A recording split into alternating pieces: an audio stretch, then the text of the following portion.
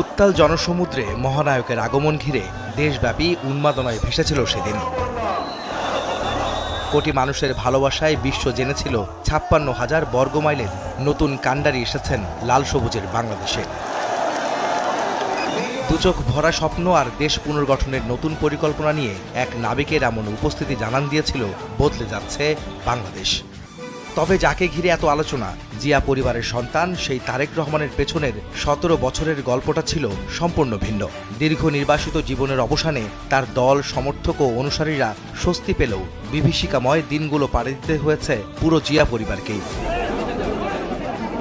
২০০৭ সাল রাজনৈতিক অস্থিরতা ও অরাজকতার মধ্য দিয়ে ১১ই জানুয়ারি ক্ষমতায় আসে সেনা সমর্থিত মঈনুদ্দিন ফখরুদ্দিনের সরকার। সে বছরের ৭ই মার্চ ভোররাতে আলোচিত ১/১১ সরকার বিনা ওয়ারেন্টে ঢাকার মইনুল রোডের বাসভবন থেকে আটক করে তারেক রহমানকে।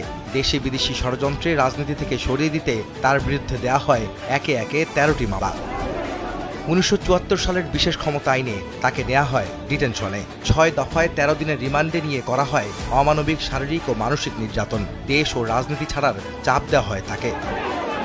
২০০৭ সালের ২৮শে নভেম্বর আদালতের কাঠগড়ায় তারেক রহমান নিজেই তার উপর নির্যাতনের বর্ণনা দেন।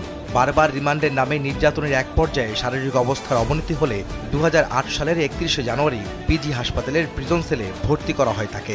চিকিৎসকদের দেয়া মেডিকেল রিপোর্টে বলা হয়, নির্যাতনে তারেক রহমানের মেরুদণ্ডের ২টি হাড় ভেঙে গেছে, বেঁকে গেছে কয়েকটি হাড়, কমেছে মেরুদণ্ডের ৩৩টি হাড়ের দূরত্ব।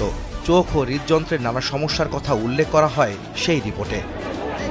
স্বাস্থ্যের অবনতি হতে থাকলে রাজপথে আন্দোলনের চাপে ১/১১ সরকার মুক্তি দিতে বাধ্য হয় তারেক রহমানকে। ২০০৮ সালের ৩রা সেপ্টেম্বর জামিন পান তিনি। ১১ই সেপ্টেম্বর রাতে উন্নত চিকিৎসার জন্য অসুস্থ তারেক রহমানকে নেওয়া হয় যুক্তরাজ্যে। নির্বাসিত জীবনের শুরু থেকে শেষ অবধি যুক্তরাজ্যেই থাকতে হয় তাকে।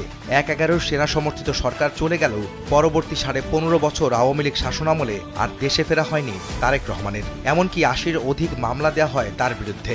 আদালতকে ব্যবহার করে তার বক্তব্য প্রচারের নিষেধাজ্ঞা জারি করে শেখ হাসিনার সরকার। এর মাঝেই হারাতে হয় ছোট ভাই আরাফাত রহমান কোকোকে।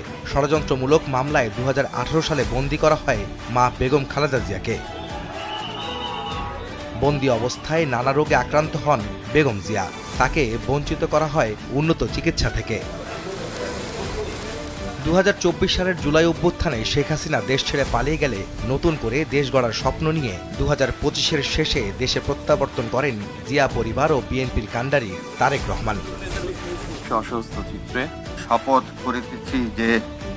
করিতেছি যে দেশি বিদেশি ষড়যন্ত্রে যাকে রাজনীতি থেকে সরিয়ে দেওয়ার পরিকল্পনা হাতে নিয়েছিল তার প্রতিপক্ষরা, সেই তারেক রহমান জীবন যুদ্ধে সংগ্রাম করে নির্বাসিত জীবন থেকে উঠে আসেন ক্ষমতার শীর্ষবিন্দুতে। আহমেদ সালেহীন, সময় সংবাদ, ঢাকা।